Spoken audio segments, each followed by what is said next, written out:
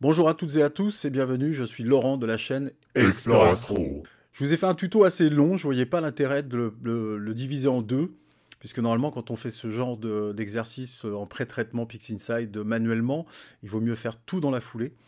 Je vous ai chapitré en fait cet épisode en fonction des process que j'ai utilisés, donc aussi bien Bias, Dark et Flat. Ça vous permettra beaucoup plus facilement d'accéder à l'un à l'autre, sachant que on ne peut pas manger toute la vidéo d'un coup, hein, il vaut mieux travailler petit à petit. Ne vous découragez surtout pas, vous verrez qu'après qu'avec l'habitude, ça va très vite. Moi, ça fait déjà quelques mois que j'utilise de façon manuelle le pré-traitement sur PixInsight. Je me suis beaucoup inspiré du site Photon Millennium de Jean-Baptiste Roux, qui est excellent, qui a fait un super travail sur le sujet. Je vous mettrai le lien en description. Et il détaille nettement mieux tout ce qui est process avec toutes les différentes étapes. Bon, là, j'ai quand même un peu plus poussé que traditionnellement, je vais vous dire, une vidéo en ce qui concerne, en tout cas, ce sujet. Mais vous pourrez encore davantage creuser en allant voir son site. Je vous ai mis en description les process que j'utilise personnellement là sur cette vidéo que j'ai mis à ma sauce avec tous les pré-réglages. Vous pouvez donc en cliquant sur ce lien les télécharger. Vous verrez, ça prend pas beaucoup de place, hein. Si vous débutez PixInsight, je vous conseille de continuer à le faire de façon automatique. En tout cas, évitez de faire avec DSS, très honnêtement. Ça rend bien service quand on est débutant. Moi-même, je l'ai utilisé. Mais déjà, utiliser le process automatique de PixInsight qui a de bien meilleurs résultats déjà que DSS. Et ensuite, si vous commencez à vous intéresser à PixInsight d'un peu plus près, là, ça vous permettra d'avoir de nettement meilleurs résultats sur une photo finale qui est toute prête à traiter. Il y a une différence assez fondamentale et ça change tout déjà au traitement par la suite, hein. Je vous vois tout à l'heure.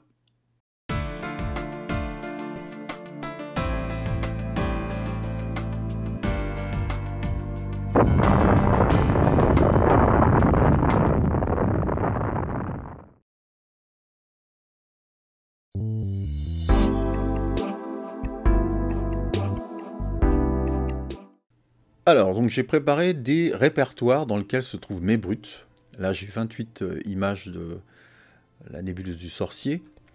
NGC 7380, juste pour information. J'en ai pas pris assez, hein. Bon, c'est déjà pour l'exemple. C'est sur une caméra ASI 183. J'ai pris sur cet exemple-là, parce qu'ensuite, dans le prochain épisode, je vais certainement parler comment traiter avec un filtre du haut band. Donc là, c'est le cas avec cette caméra. J'ai pris avec un filtre du haut band. J'en ai pris que 28, malheureusement, je n'ai pas pris assez. Mais vous allez voir qu'on va quand même obtenir un résultat assez sympa. Les dark, alors pareil, j'en ai pas pris assez. Moi, je conseille qu'il normalement, il en faut une trentaine. Et là, pris par le temps, j'en ai pas pris suffisamment. J'ai pris une centaine de flat, par contre. Et j'ai pris 60 offset.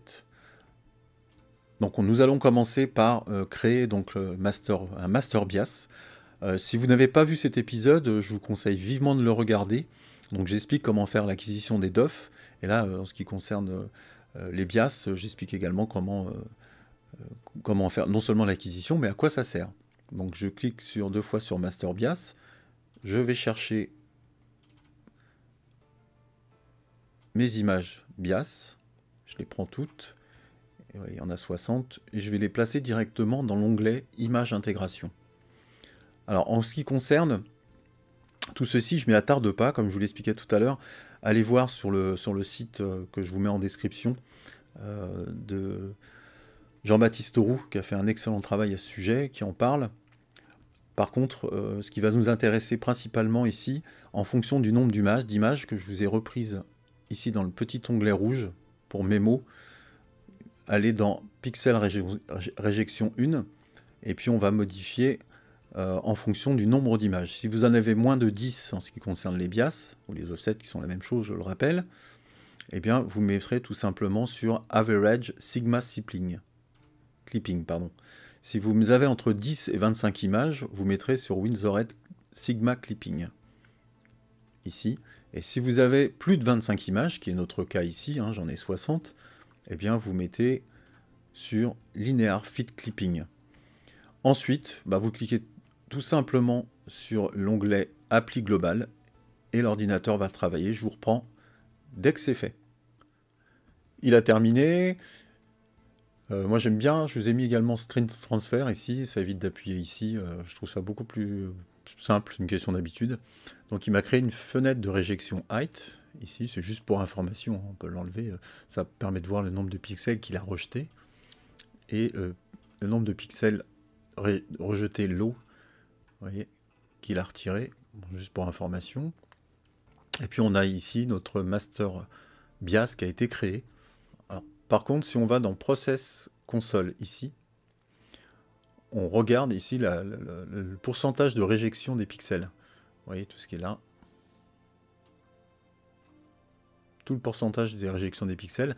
Normalement, on doit être sur des chiffres de 0,0 quelque chose. Et là, vous voyez, c'est quand même un nombre important. Donc on va tout simplement le modifier. Là, j'ai gardé image d'intégration à disponibilité. Et puis, on va aller chercher dans Pixel Réjection 2, ici. On va augmenter, par exemple, Linear Fit Height. C'est dans Height qu'il en a retiré un petit peu de trop. Et puis, on relance le process et je vous reprends encore à nouveau après.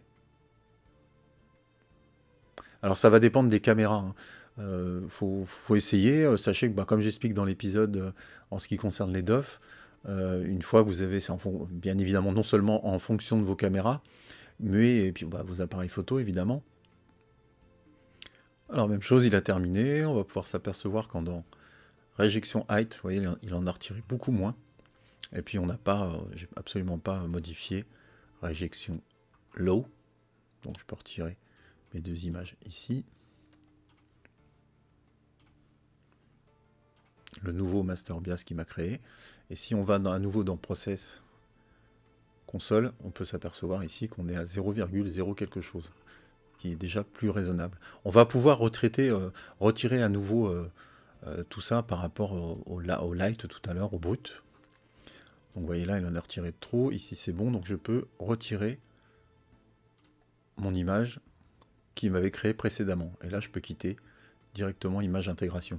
Une fois que c'est fait, vous gardez votre master BIAS, il y en a pour un certain nombre de mois, voire d'années, en fonction que si vous utilisez énormément le matériel, les capteurs s'usent, à force. C'est pareil, je l'explique dans l'épisode sur les DOF. Ce master BIAS, eh bien, on va pouvoir l'enregistrer, qu'il soit stretché là, seulement visuellement ou pas, ça ne change rien. Donc on appuie sur File, Save As. Par défaut, il met le nom ici d'intégration 1. Je le mets dans Pré-traitement. Et puis là, je peux le renommer, par exemple, Master BIAS.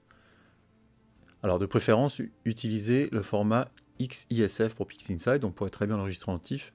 Mais là, c'est un format vraiment préconçu pour PixInsight. Donc moi, je préfère l'utiliser comme ça. Et on enregistre. Vous gardez les valeurs par défaut en 32 bits.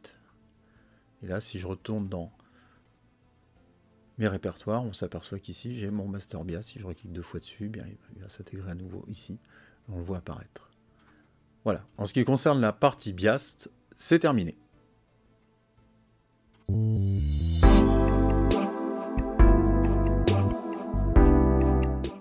On va avoir la possibilité de créer ce qu'on appelle un super BIAS, c'est-à-dire qu'améliorer notre BIAS, si par exemple vous n'avez que 20 BIAS, eh bien ça va être l'équivalent de 400 BIAS en réalité qui va créer synthétiquement en cliquant sur ce petit onglet-là, super BIAS.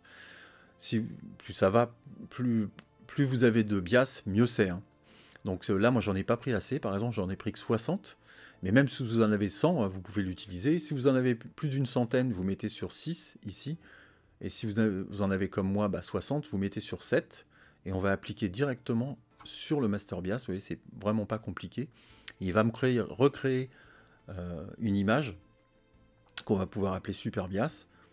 Et vous allez voir, il y a des traces assez particulières, mais vous en faites pas, ça va fonctionner quand même et de façon homogène et beaucoup mieux. Ouais, c'est vraiment affreux, mais ça va fonctionner. Donc il me l'a renommé ici Super BIAS. On va dans File, on peut enregistrer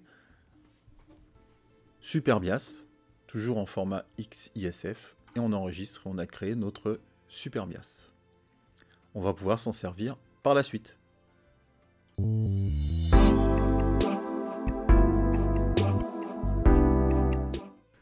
Maintenant, on va s'attaquer à calibrer déjà dans un premier temps les darks, et ensuite on va créer donc notre master dark.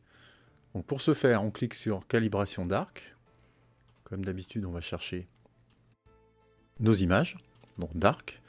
Et là c'est pareil, j'en ai pas fait assez. J'en ai fait qu'une quinzaine. C'est pas suffisant. J'envoie sur image calibration.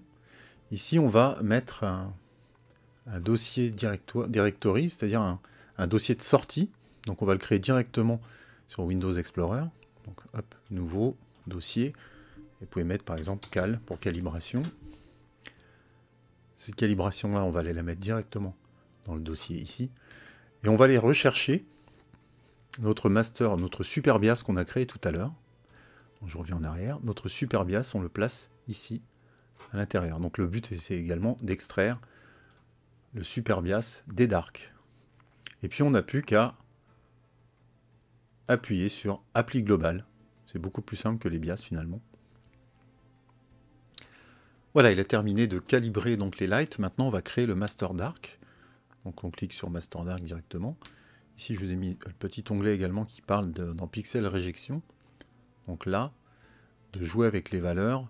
Si on a moins de 10 images, eh bien on va mettre sur average comme tout à l'heure. Si on a entre 10 et 25 images, eh bien on va mettre sur Windsor Clipping. Donc là c'est notre cas, on a qu'une quinzaine d'images. Donc je me mets sur Windsor Sigma Clipping. On va aller chercher nos images qui ont été calibrées. Dark, calibre. Je les prends toutes. Je les mets ici. Et j'appuie sur le petit rond. Et va nous créer donc notre master dark. Alors pareil, hein, vous pouvez le garder pendant des mois. Moi j'en fais en général 2 par an. Bon, j'explique également dans ma vidéo précédente. Bon, il a terminé, ça a été relativement vite, j'aurais même pas dû couper. Donc je quitte ici. Même chose que tout à l'heure, hein, on a nos réjections ici, en hide et en low. Et puis ici, on a notre master dark. Alors vous voyez que la particularité justement de la ASI 183, c'est qu'elle a un effet d'amp glow énorme. Donc là, c'est tout ce qui va ôter de mes images, qu'on va sortir tout à l'heure. On va en voir une brute et vous verrez que ça sort énormément d'amp glow également sur les brutes. Donc ça va tout simplement les supprimer, il n'y aurait plus aucune trace. On n'oublie pas d'enregistrer notre master dark, hein, ça peut aider. Donc pareil, file, save as, je vais aller dans... je peux rester là directement. Et puis je peux taper master dark et enregistrer. On fait OK, toujours en format XISF. Et voilà, notre master dark est enregistré. Les fichiers calibration qu'on a créés tout à l'heure, eh bien, on n'en a plus besoin maintenant. Donc en général, je reviens en arrière ici, et vous voyez le fichier calibration, je peux faire supprimer. Ça laisse de la place dans le disque, et puis après dans la corbeille, évidemment, les supprimer également.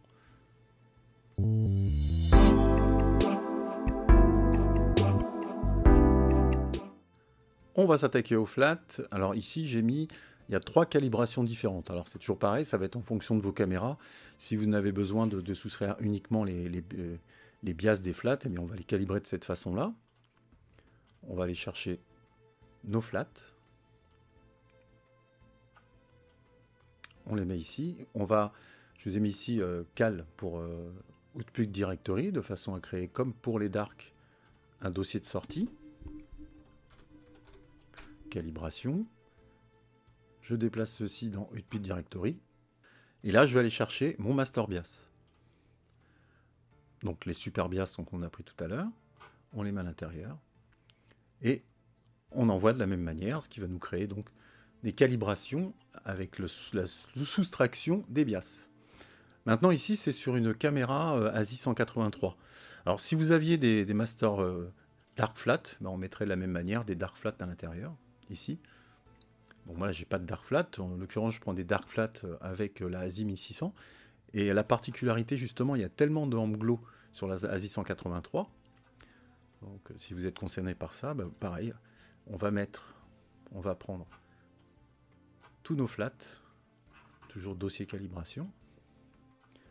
Et là, par contre, on va mettre non seulement les super bias, mais on va soustraire les dark également, puisque ça se verrait donc sur les flats, ces fameuses histoires de amp glow. Alors même chose, on prend Super Bias qu'on va mettre à l'intérieur ici, et on va mettre le Master Dark à l'intérieur. C'est parti, on ira chercher le dossier de calibration dès que c'est terminé. Il a terminé, maintenant on va créer notre Master Flat. Donc toujours pareil, on va aller chercher nos flats qui viennent de calibrer. On les prend comme ceci, on les met à l'intérieur. Alors bon, je ne vous parle pas en détail de tout ce qui est coché ou pas coché. C'est pour ça que je vous ai fait 3 icônes différentes, distinctes, en fonction de ce qu'on a à faire. Et si vous voulez plus de détails, encore une fois, allez sur le site Photon Millennium qui a fait un truc excellent. Ici, j'ai plus qu'à appuyer et on va attendre que notre master flat se crée calibré. Voilà, même chose que tout à l'heure, on a les réjections height et les réjections low. Et puis ici, si je fais screen transfer, vous voyez, ça ne va pas nous donner grand chose au niveau visuel. Mais on vient de créer notre master flat. Alors même chose, hein, n'oublie pas de l'enregistrer. Save. Master flat.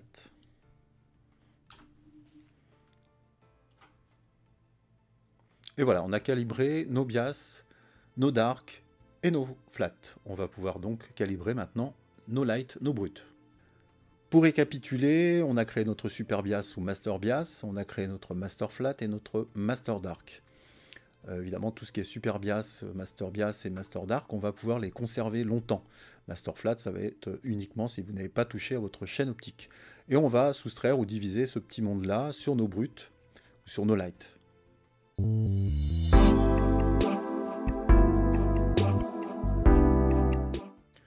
Pour vous montrer une brute qui n'est pas calibrée, vous voyez qu'on a l'effet lampe glow ici qui est assez distinct. Je ne sais pas si on voit bien à l'écran. On le voit assez distinctement. Et c'est encore pire quand les images sont empilées. Si vraiment on creuse encore un peu, on va voir ici des pixels froids, des pixels chauds. C'est assez. Il n'y en a pas énormément sur cette image-là, mais il y en a quand même. Donc en faisant la calibration qu'on va faire maintenant, ça va pouvoir permettre d'éliminer tout ça. Même chose, je vous ai mis 2 calibrations différentes si vous calibrez des lights de façon ordinaire. Si vous n'avez pas de bias ou si vous n'avez pas de dark ou des flats ou des cochés ici. Et si vous avez un des 3 ou 2 des 3, bah pareil, vous recochez et vous mettez en fonction à l'intérieur de ces onglets. J'ai mis également calibration light dark flat, c'est-à-dire qu'on va changer, là ici, au lieu d'avoir optimise, on va avoir calibrate. Et si je prends celui-ci, ici on a optimise, et ici on a calibrate. C'est ce qui va changer au point de vue données.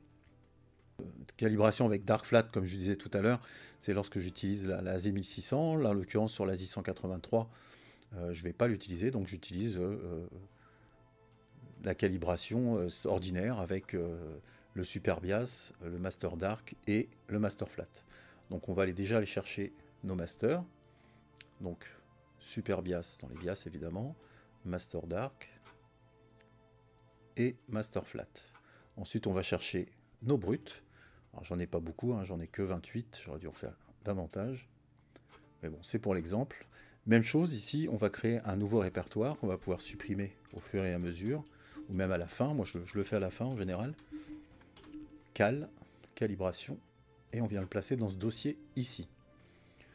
Quand c'est fait, eh bien j'ai plus qu'à appuyer, et j'ai plus qu'à attendre que la calibration se fasse. Je vous reprends dès que c'est fait. Il a terminé, on va aller jeter un petit coup d'œil, voir ce que ça a donné au niveau calibration. Si on prend juste une seule image, une brute, que je stretch ici, et on peut dire que c'est quand même relativement propre, pour ne pas dire même très propre. Le fameux amp glow dont je vous parlais tout à l'heure qui a complètement disparu.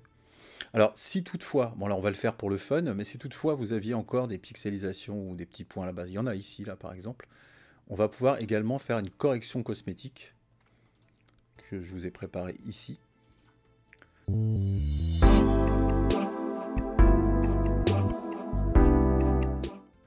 Là c'est relativement facile. On va prendre la calibration des lights, on les met à l'intérieur comme ceci. On va pouvoir créer également un nouveau répertoire qui va s'appeler CC, par exemple correction cosmétique. Et on va le mettre à l'intérieur, comme tout à l'heure, dans Output Directory.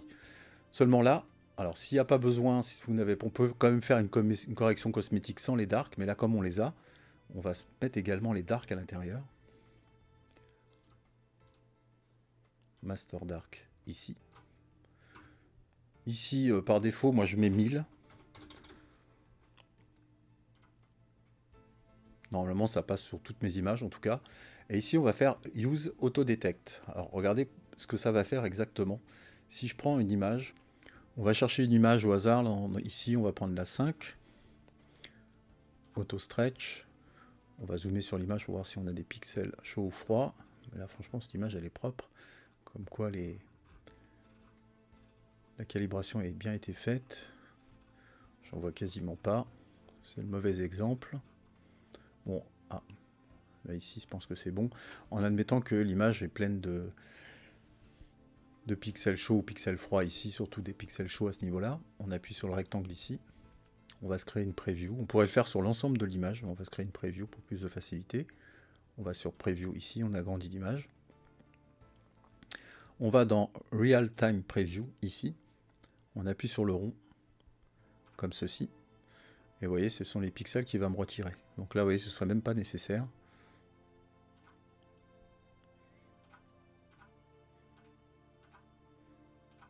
Là, il va chercher des pixels qu'il n'y a même pas besoin de retirer. Sinon, ici, pour information, on a sur Hot, on avait 2 qui étaient retirés par les darks dans cette portion-là. Et en automatique, 6. Alors là, normalement, dans l'absolu, c'est pas nécessaire d'utiliser le Master Dark. Si vous n'aviez pas de Master Dark, bah, vous décochez ici. On va se mettre sur Use Auto Detect. Par défaut, il est sur 3 à Hot Sigma. On peut ressortir de là. On va à nouveau dans Real Time Preview. Toujours dans cette portion de Preview. Et ici, on peut voir en direct ce qu'on peut faire. Vous voyez, j'espère que ça se voit à l'écran. Et puis, on pourrait éventuellement également retirer des pixels froids. Et là, en réalité, c'est pas nécessaire. Donc, je vous le montre quand même, au cas où. Bien souvent, à ce niveau-là, c'est surtout du pixel chaud qu'on va trouver. Donc, par défaut, je vais laisser sur 3. Ouais, si je fais Show Map ici, qui va m'en retirer 1. Qui n'existe pas, en fait, c'est une étoile. Même pas, c'est carrément dans le vide, il n'y a rien à retirer, en fait. Donc en admettant qu'on utilise le Master Dark qui est resté en mémoire ici, on peut également, ça n'empêche pas d'utiliser Use Auto Detect. On n'a plus qu'à appuyer sur le rond Appli Global et il va nous extraire ces pixels chauds ou froids directement dans le dossier CC que l'on a créé juste avant.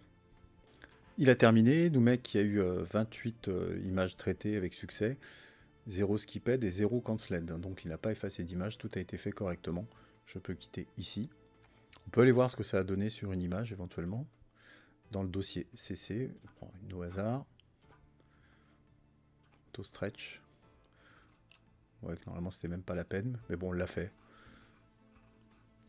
Voilà notre image qui a bénéficié de la correction cosmétique.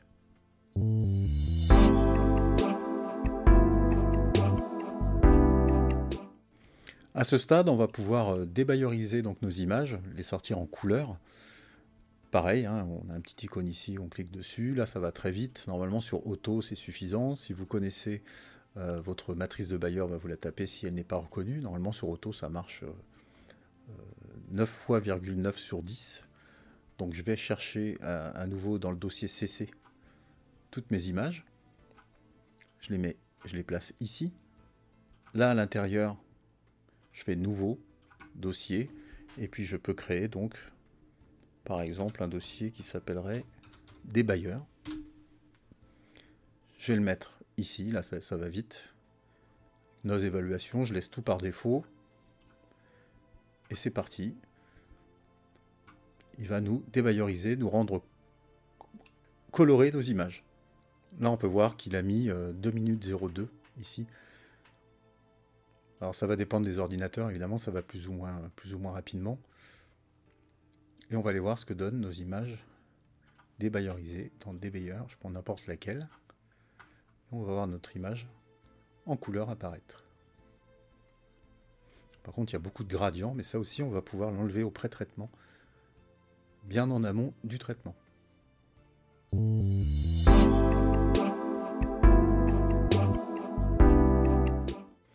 On va pouvoir retirer du gradient au niveau du fond de ciel en pré-traitement.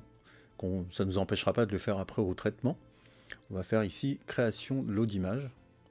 Et ça va me retirer du retrait, ça va me faire un retrait de gradient sur toutes les images qu'on va sélectionner. Donc là, on est dans Debayer, ce sont les images qu'on vient de débayeriser, qu'on vient placer à l'intérieur, ici. On va créer un nouveau dossier qui peut s'appeler ABE. Alors là, curieusement, on ne peut pas aller le déplacer ici pour Output Directory, donc il faut aller le chercher à la main. Debayer, ABE, sélectionner, et là il apparaît.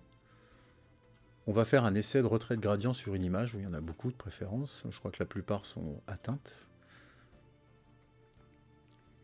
Là, il y en a pas mal, il y a même des images qui sont un petit peu plus prononcées à ce niveau-là. Ouais, entre les deux, mon cœur balance. Bon, on va utiliser la première. Et puis, on va faire un retrait de gradient ici, pour essayer sur une image, voir ce que ça donne.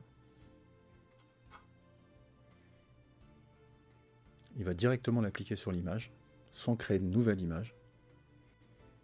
Je rappuie à nouveau sur Auto Stretch. Et là, on peut voir qu'il l'a fait, mais qu'il reste quand même pas mal de gradients. Il va falloir aller dans Interpolation en Output ici, modifier la puissance. On peut aller jusqu'à de plus en plus, mais bon, je vous conseille de ne pas dépasser 5, voire même 4. Donc je reviens ici en arrière sur mon image. À nouveau Auto Stretch. On va essayer sur 4, ça fait beaucoup 4, mais on va essayer. On va regarder ce que ça donne, et si on est satisfait, on va pouvoir appliquer ce retrait de gradient sur absolument toutes les images. À nouveau Auto Stretch. Ah, vous voyez, donc mon retrait de fond de ciel, c'est bien proportionné. Donc bah, je vais laisser comme ça. On garde ça ici. Au niveau de l'image conteneur, bon là je peux effacer l'image. Hein. Hop. Ça, il me dit que j'ai déjà travaillé dessus, donc je vais l'effacer ou pas. Je vais prendre le petit triangle qui est là, et je vais créer donc une image conteneur. Une fois que j'ai cette image conteneur là, je prends Automatic Background Extractor, pardon, et avec les données qu'on avait à l'instant, et on reprend le triangle sur celui-ci, et on va le placer directement sur image conteneur. Et donc il va aller traiter chaque image indépendamment, et les placer dans le dossier qu'on a créé ABE. Voilà, il a terminé. On voit ici qu'il a mis 3 minutes 33 avec 28 succéded. Si je voulais laisser le panneau ici en fonction, je clique sur ce petit carré ici. Et je suis obligé de, même en cliquant à côté, ça ne va pas s'effacer. Donc je le déclique ici, je peux cliquer à côté, ça s'efface, ou même sans cliquer d'ailleurs, au bout d'un moment ça s'efface.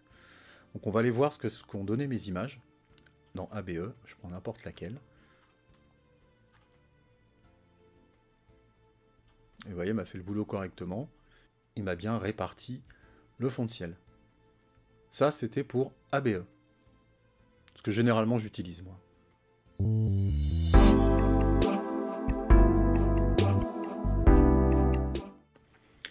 Maintenant, on va s'essayer avec DBE. Ça va être un petit peu plus compliqué.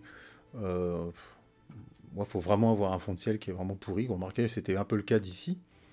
On va se recréer un autre répertoire. On revient en arrière. DBE. DBE. C'est deux façons donc de traiter le fond de ciel. Ensuite, bah, même chose, on va chercher à la main nos images. Je les ai pas modifiées. Le répertoire de sortie. On clique sur DBE, sélectionner un dossier. Celui-là, je peux l'effacer du coup. Et donc, on a notre image container qui est prêt. Même chose, hein, on clique sur une image. On va regarder ce que ça donne.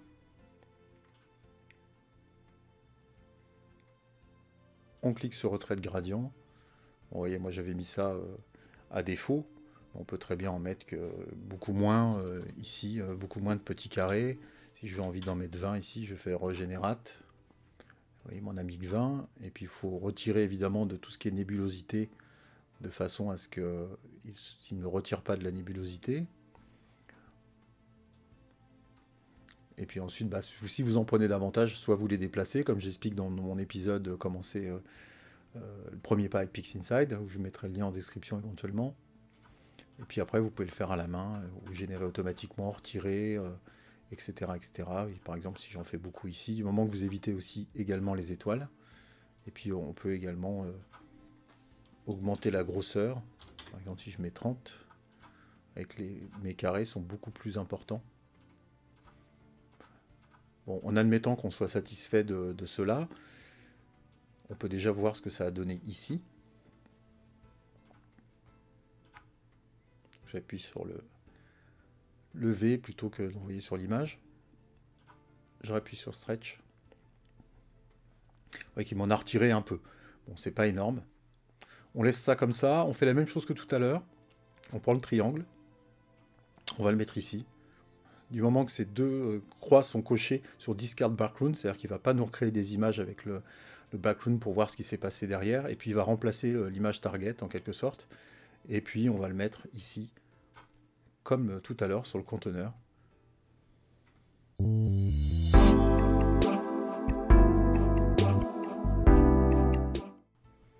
Alors on va s'attaquer à Subframe Selector, c'est un peu plus complexe, mais vous verrez que c'est une grande utilité. Donc on clique deux fois dessus, on va prendre nos images, toutes les images que j'ai sélectionnées là, qu'on a mis en ABE, on va les mettre à l'intérieur. On va créer un nouveau répertoire, par exemple SUB pour Subframe Selector, qu'on va venir mettre ici. Au point de vue des images, donc il faut rester sur mesure Subframe. Ici, on va mettre dans Subframe Scale l'échantillonnage, et pour ça, il va falloir connaître la taille des pixels de votre imageur. Il faut le connaître, sinon vous le trouvez facilement sur Internet. Et puis, on va calculer, tout simplement, par rapport à mon ASI 183 que j'ai mis ici, avec un triplet Pro Skywatcher 120 ED. Et puis, donc on va faire 206, qu'on va multiplier par la taille de pixels, 2,47, que je divise par la focale de l'instrument, c'est-à-dire 840, égale, et là j'obtiens mon échantillonnage, 0,60, je vais mettre 0,61, donc je reporte ici 0,61, et puis ici c'est par rapport à la caméra gain. Alors en fonction de vos caméras, vous prenez cette courbe-là. Moi, avant, la ASI 183 était préconisée à 111. Le gain en rapport signal-bruit qui était le mieux. Là, c'est passé à 120. Donc, sachant que moi, ici, vous voyez, j'ai un gain de 111 sur ma caméra. Et bien, ici, on est sur 1. Et ici, on est sur 1,5. Donc, sachant que je suis sur 111, entre le gain ici, entre 100 et 150, vous voyez ici, ben, je vais me mettre à 0,09. Bon, là, c'est de l'à peu près. Hein. Malheureusement, j'ai pas suivi les nouvelles recommandations. On va mettre 0,9. Bon, ça n'a pas tellement d'importance. Sachez que je laisse souvent sur 1. Mais bon, là, pour être soigneux et précautionneux, c'est ce que je vais mettre. Et ici, il va falloir mettre absolument une clé que je vous ai déjà programmée, qui s'appelle Sub. Cette clé-là va permettre de déterminer l'image de la façon dont elle va être empilée. Il va prendre la meilleure jusqu'à empiler par-dessus pour stacker, en fait, par rapport aux images dans l'ordre qu'on va lui déterminer là maintenant. Donc on peut quitter pour l'instant cette formule, on va réutiliser notre formule après. Et là ici je fais mesure. Bon là ça a été vite parce que je l'avais fait juste avant. Normalement c'est assez long, hein. Ça met 5 bonnes minutes, entre 3 et 5 minutes. Ici dans Index, on va aller chercher FWHM, donc par rapport aux étoiles. Et vous voyez qu'il me les met dans l'ordre, ici. Si je prends mon image 3, 9, 4, 2, 1, et ben, il m'a pris la FWHM, la meilleure, jusqu'à la moins bonne.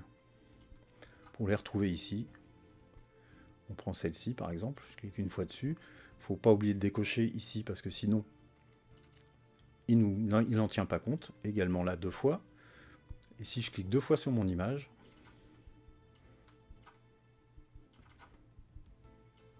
on va avoir mon image qui apparaît ici. Donc qui a le meilleur FWHM.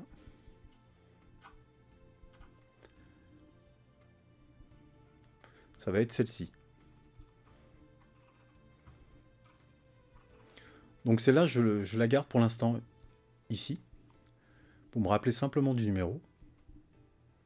C'est la 3. Ça permet d'éviter de noter. Et ensuite, on va utiliser une formule. Donc là, ici, vous pourrez faire également FWHM médian, ce qui est conseillé par Jean-Baptiste Roux. Ici, on a une autre courbe, donc il prend de la meilleure image, la moins bonne image jusqu'à la meilleure. Et pour faire plus simple, hein, moi c'est ma méthode, je ne détiens pas la vérité, mais en tout cas c'est comme ça que je fais. Je reprends donc la formule qui est ici, je la copie, et je vais la mettre là. Et il ne faut pas oublier d'appuyer sur triangle, ici. Et vous allez voir qu'en haut à droite, là, en appuyant sur triangle, ça va être modifié à nouveau. Il va me faire une moyenne entre l'excentricité des étoiles, le FWHM, le noise, etc., etc. Ici, si je descends sur l'image, donc il m'a fait cette courbe-là qui correspond à ce que je viens de mentionner ici en appuyant sur triangle. Si je prends celle-ci, par exemple, pas oublier de la décocher. Je mets ça sur le côté. On va voir ce que ça donne au niveau de l'image.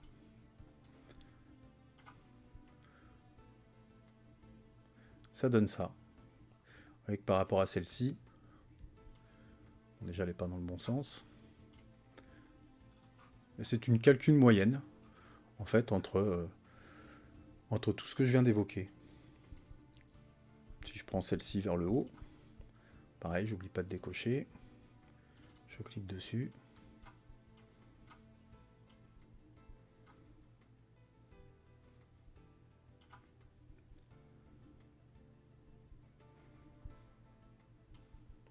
On peut comparer par rapport aux deux images.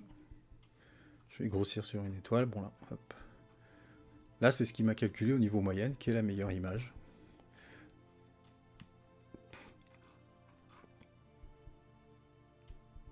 En ce qui concerne tous les critères qu'on vient d'évoquer. Effectivement, les étoiles sont moins rondes. Donc celle-là, on va la retirer. Et on va la garder également en référence. Donc pour ne pas l'oublier, pareil, hein, c'est la 4. Bon, à la limite, on peut les noter, ça va plus vite, mais pour des raisons de facilité, si des fois je fais autre chose entre les deux, ben, je n'aurais pas oublié. On va aller changer ici Mesure Frame pour aller dans Output Frame. Donc rappelez-vous, on a mis notre dossier, on a créé notre dossier répertoire sub, et on n'a plus qu'à appuyer sur Appli Global, et il va venir les mettre dans l'ordre en appliquant ces critères-là. Si par exemple vous aviez plusieurs caméras, comme c'est mon cas, ou même si vous en avez qu'une seule d'ailleurs, c'est pas très gênant, au niveau de Supreme Selector, vous pouvez très bien rentrer vos données ici de coefficients par rapport à votre échantillonnage. Par exemple, vous avez 0,7, et puis ici, caméra gain, eh bien, vous avez 0,9. Vous appuyez sur Entrée. Vous pouvez très bien, en utilisant New Instance ici, le déplacer comme ceci.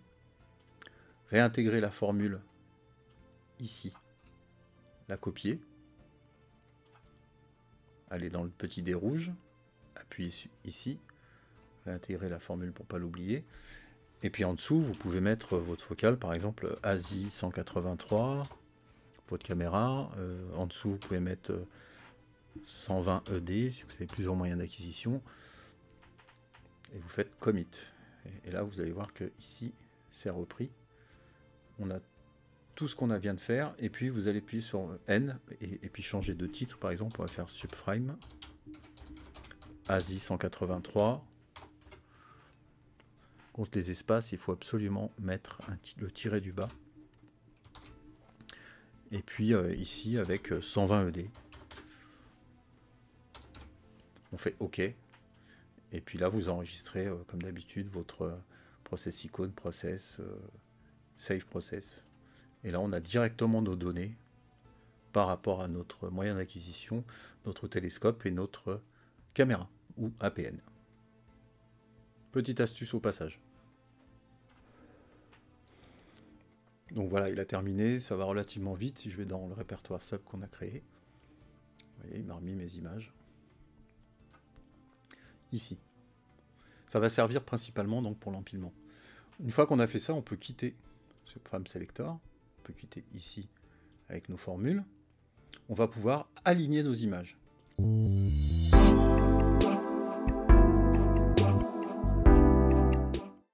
Alors pour les aligner, même chose, je vais aller rechercher mes images ici.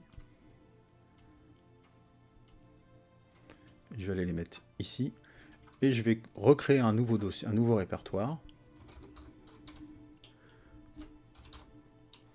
Aligne. Que je vais venir placer ici dans le répertoire de sortie. Ensuite, on va prendre une image de référence. Alors je vais prendre la numéro 3.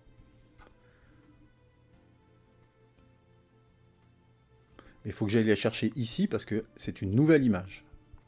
Donc on va prendre la numéro 3 qui est ici. Je clique 2 fois dessus. Bon, normalement on n'a pas besoin de stretcher, hein, parce que le but c'est de la mettre à l'intérieur de référence image. Celle-là je peux la retirer. Et puis je vais aller la mettre ici dans référence image. Ensuite, pour que toutes mes images soient alignées, on n'a plus qu'à appuyer sur le rond.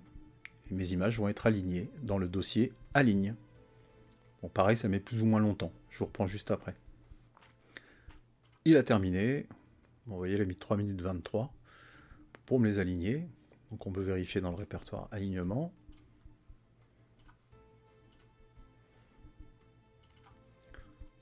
Et il m'a créé ici tout ce petit monde.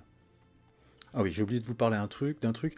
J'ai laissé cocher Generate Drizzle Data ici, de façon à éventuellement, selon votre échantillonnage, bon là ce ne serait pas nécessaire, si vous êtes sous-échantillonné, bah, vous faites Generate Drizzle Data, ça m'a créé donc ces petits répertoires ici, qu'on voit XDRZ, qu'on va pouvoir utiliser après pour pouvoir faire du drizzle.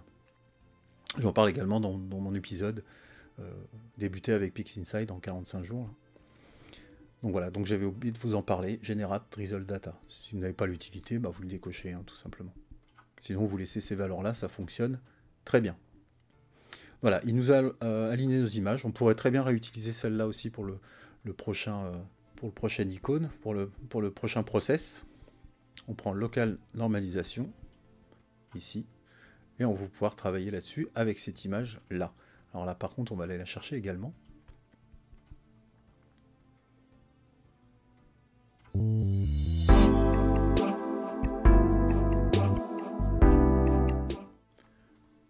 Alors, prochain process, c'est une véritable révolution donc, de PixInsight, c'est Local Normalisation. Pour vous donner une idée de ce qu'on peut faire avec, on va déjà travailler sur une seule image pour vous montrer ce que ça fait de façon automatique. Ici, par exemple, j'ai volontairement avec le tampon abîmé l'image. Si je prends par exemple mon image de référence qu'on a retenue tout à l'heure, pour vous montrer la différence. Ici, j'ai retiré des étoiles, j'ai mis vraiment des coups de tampon un peu au hasard. J'espère que ça se voit quand même à l'image, c'est quand même assez flagrant ici en tout cas. Vous allez voir qu'on va pouvoir corriger ça. Donc ça permet de normaliser les images dans tous les domaines par rapport à l'image de référence qu'on a retenue tout à l'heure. Et puis on va utiliser donc cette image ici en image de référence. On la prend, on vient la basculer ici.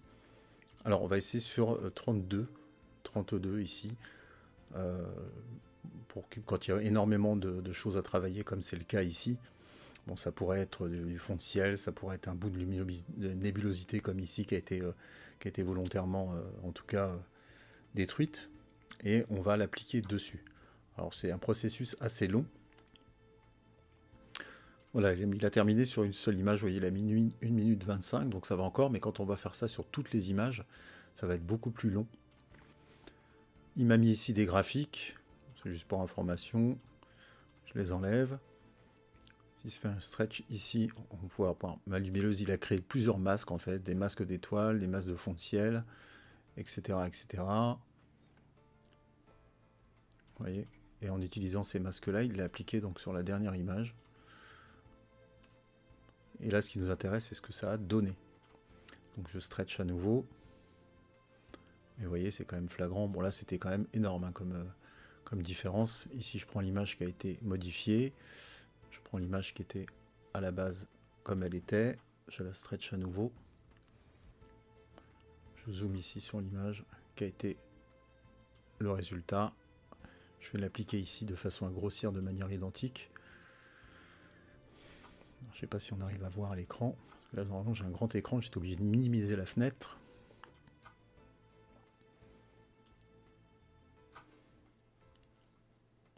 Regardez les différences, c'est flagrant. Donc là, il m'a corrigé tous les coups ici que j'avais mis de tampons.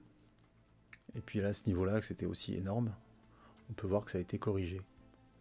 Bon là, c'était de façon exagérée, mais si vous avez des problèmes d'image qui sont censés être mis à la poubelle après, bah, sachez que vous pouvez les récupérer avec ça. Ou même simplement normaliser les images de façon à ce qu'elles soient identiques pour pouvoir les assembler ensuite. Donc c'est vraiment incroyable. Donc revenons-en à nos moutons. Donc c'est toujours la même image de référence que j'ai mis ici. On va aller chercher nos images qui ont été alignées. Alors là par contre on n'a pas besoin des fichiers Drizzle qui ont été créés ici, vous voyez, fichier Drizzle. On va prendre uniquement les images triées par type, uniquement les images qui nous intéressent ici, qu'on va mettre dans Target Image au niveau de Local Normalisation. Pour le fichier de sortie, eh bien c'est pareil, c'est pas la peine d'en créer un autre parce qu'il va simplement nous créer des fichiers comme ça. Donc on se remet sur Aligne, on remet Aligne ici en Output Directory. Et puis là je vous reprends après, je vous dirai combien de temps ça a mis parce que sur toutes les images c'est quand même relativement long. Par contre là je vous conseille de laisser sur 128. Vous faites plusieurs essais par rapport à ce que je viens de vous montrer tout à l'heure.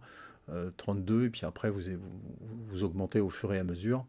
Vous laissez sur 128, moi en général je trouve que ça marche bien sur 128, donc je laisse comme ça, à vous de voir selon votre image. Et puis on appuie sur Appli Global, et ça va venir créer d'autres petits fichiers propres à Local Normalisation, avec le préfixe, le postfixe ici N. Je vous reprends dès que c'est terminé. Voilà, il a terminé. Vous voyez qu'il a mis 13 minutes 38, hein, seulement avec 28 images, sachant qu'évidemment si vous avez davantage d'images, il va travailler beaucoup plus longuement. Et puis ça dépendra aussi de la taille des fichiers proprement dit. Là, les fichiers de l'ASI 183 doivent faire 34 mégas, quelque chose comme ça à la base. Quoique ici, on n'a qu'à regarder. Quand elles sont traitées, plus ou moins pré-traitées, des fois elles sont plus longues. Vous voyez, une seule image fait 230 mégas. Et puis elles sont enregistrées en 32 bits. Donc c'est énorme. Hein. C'est pour ça que ça met beaucoup de temps. Et puis là, donc non seulement il y avait les fichiers Drizzle dont je parlais tout à l'heure, mais maintenant il m'a également créé des fichiers RX NML, donc qui correspondent à Local Normalisation. Je peux quitter ici Local Normalisation. On peut déjà regarder vite fait sur une image que ça a donné. Normalement, ça a bien fonctionné. Un petit stretch, et voilà. Donc il a normalisé toutes les images. On va pouvoir maintenant les assembler, les intégrer.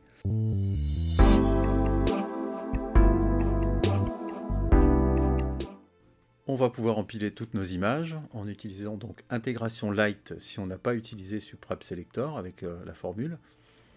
Et là c'est exactement la même chose à une petite différence près. Donc on va utiliser intégration light Subframe Selector comme on l'a utilisé. La seule différence c'est que là au niveau d'image intégration j'ai rajouté sub. Donc c'est le petit titre qu'on avait mis au niveau du keyword ici qu'on avait repris sur Subframe Selector qu'il faut reporter ici de façon à ce qu'il nous aligne l'image exactement dans l'ordre qu'on lui a donné par rapport à la sélection de Subframe Selector. Donc on va prendre nos images, on prend toutes nos images ici avec le Drizzle et avec les fichiers XCNML, donc normalisation, local normalisation. Au niveau réjection, alors je vous ai mis ici un petit onglet dans lequel on va pouvoir faire dans pixel réjection. Donc là, on laisse comme ça. avec General Drizzle, c'est mis automatiquement par rapport au fait qu'on ait rajouté toutes les images. Et puis vous avez les suffixes N et D qui ont été faits juste avant par rapport à Supreme Selector et Local Normalisation. On va dans Pixel Rejection 1, et en fonction du nombre d'images qu'on a, donc là, nous, rappelez-vous, on en a 28, donc plus de 25 images, on va mettre sur Linear Fit Clipping. On touche à rien ici, on laisse sur Local Normalisation. On revient là, on va dans Pixel Rejection 2, et selon les conseils donc, de Jean-Baptiste Roux, là entre 25 et 36 images, on va mettre en réjection Sigma Low et Height. Non, entre 25 et 36, on va mettre sur 5.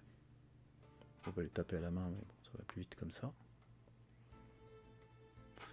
Autre chose, si vous avez des traces de satellite dans large scale pixel réjection, des grosses traces de satellite, vous appuyez ici, ça va les supprimer de façon assez importante. Donc là, moi j'avais regardé toutes mes images avant, je n'en ai pas, donc c'est pas la peine, ou j'en ai très peu, donc c'est pas la peine d'utiliser ça, mais bon, c'est une fonction qui marche très très bien avec des grosses traces de satellite, ça évite de virer des images.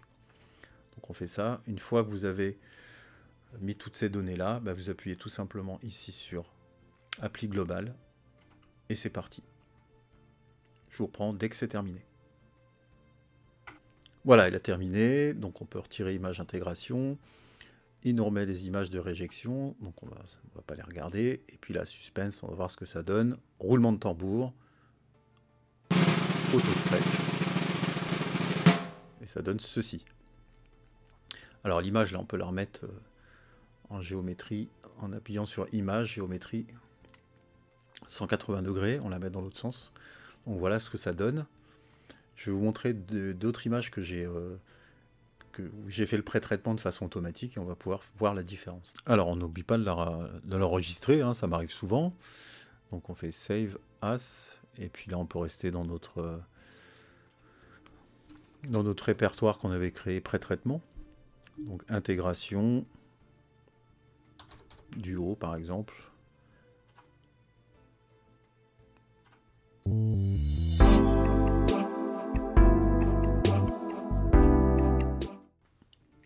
Alors pour finir, on va pouvoir utiliser le Drizzle, qui n'était pas forcément nécessaire sur cette image, mais on va le faire quand même pour montrer l'exemple.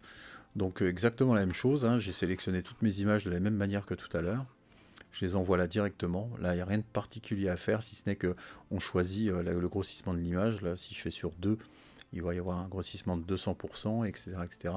Mais bon, si vous voulez quelque chose d'efficace, restez sur 2. Ce sera déjà largement suffisant, surtout que ça va augmenter considérablement la taille de l'image.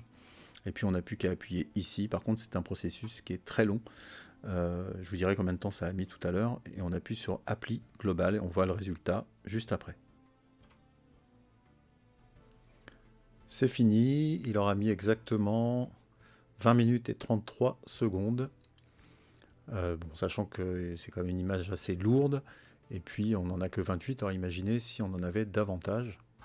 Après, ça dépendra effectivement également de votre ordinateur.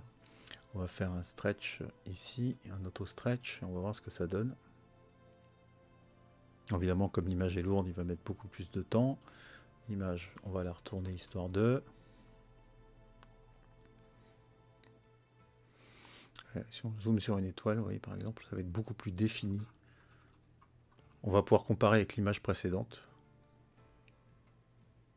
Voilà, pour comparer nos deux images, donc on a l'image ici en Drizzle, l'image en normal. Ici on peut zoomer sur une zone, comme par exemple où il y a des étoiles, où il y a un peu de contraste, un peu de nébulosité.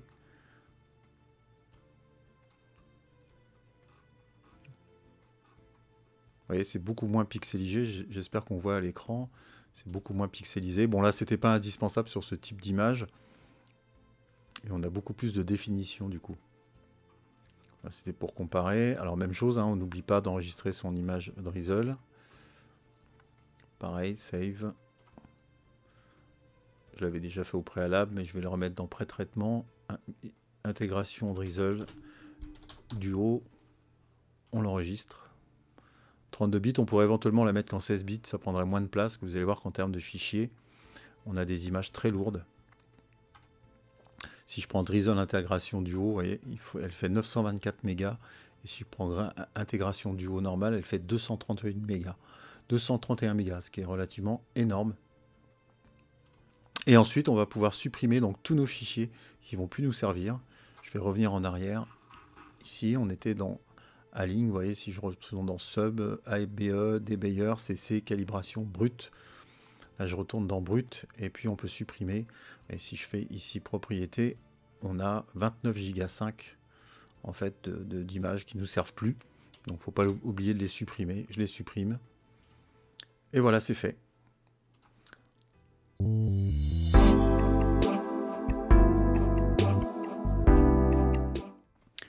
Ici, donc, j'ai 3 images que j'ai pré-traitées différemment. Celle-ci à gauche avec PixInsight de façon automatique. Donc, dans le script Batch Processing. Ici, dans Weighted Batch Pre-Processing. J'en avais parlé dans l'épisode 2 de débuter avec PixInsight. Donc, ça marche très bien, hein, sauf qu'il y a certains défauts qu'on ne peut pas corriger comme on corrigerait à la main.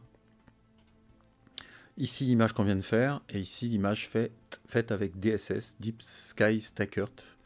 Alors, pour pouvoir je vous laisse seul juge, si ce n'est qu'on va pouvoir dire quand même 2-3 choses. On voit qu'ici, c'est quand même nettement plus contrasté qu'en automatique. On a également un dénivelé de colorisation qui va pouvoir être beaucoup plus facile à traiter ensuite. Là, ici, c'est une image en duo band qu'on va pouvoir traiter en HOO plus facilement, on va dire. On peut voir ici que les étoiles sont beaucoup plus arrondies également. J'espère que vous les voyez à l'image. On peut s'apercevoir également qu'il a, par rapport au fait qu'on a utilisé un process, il a conservé les IFN ici, que n'a absolument pas conservé le système automatique, et également sur DSS. Bon, et puis là, je ne vous parle même pas du gradient, donc du gradient de fond de ciel. Là, il reste du vert, mais ça a quasiment été éliminé déjà. On va pouvoir retravailler dessus après au niveau du traitement sur cette image. Là, on va pouvoir l'éliminer aussi. Mais on aura beaucoup plus de facilité avec l'image qui a été intégrée de façon manuelle. Qu'est-ce que je peux vous dire également? Là, on voit que c'est quand même beaucoup moins défini également que par rapport au système automatique. Si on prend DSS, c'est beaucoup plus pixelisé également. Je prends l'image à la même grosseur et c'est beaucoup plus pixelisé. Sur l'image que j'ai pré-traitée moi-même, on a un peu plus de bruit, mais qu'on va pouvoir retirer facilement en pré-traitement, que l'on n'a pas là, ici. Je fais ici. Vous voyez que c'est légèrement plus bruité, mais on va pouvoir éliminer tout ça très facilement. Donc moralité, le fait d'avoir pris un peu plus de temps sur une image très pré-traitée à la main, bon, bah, je trouve qu'on obtient un résultat nettement supérieur par rapport à l'automatisation. Prochain épisode sur le sujet, ce sera aussi bien sur Cyril que sur PixInsight. Comment séparer les couches d'une image comme celle-ci en HOO de façon à pouvoir traiter par la suite. Bon, je vous rassure, il sera beaucoup plus court. Entre-temps, je vais certainement faire un épisode sur la FRA 400, donc une lunette Ascar que j'utilise depuis le mois de mars, avec laquelle j'ai pris pas mal de belles photos. Vous verrez qu'en rapport qualité-prix, elle est excellente, cette lunette. Merci de m'avoir suivi, j'espère que cet épisode vous a été utile. N'oubliez pas le petit pouce bleu si ça vous a plu, l'abonnement si ce n'est pas déjà fait. Je vous dis à bientôt.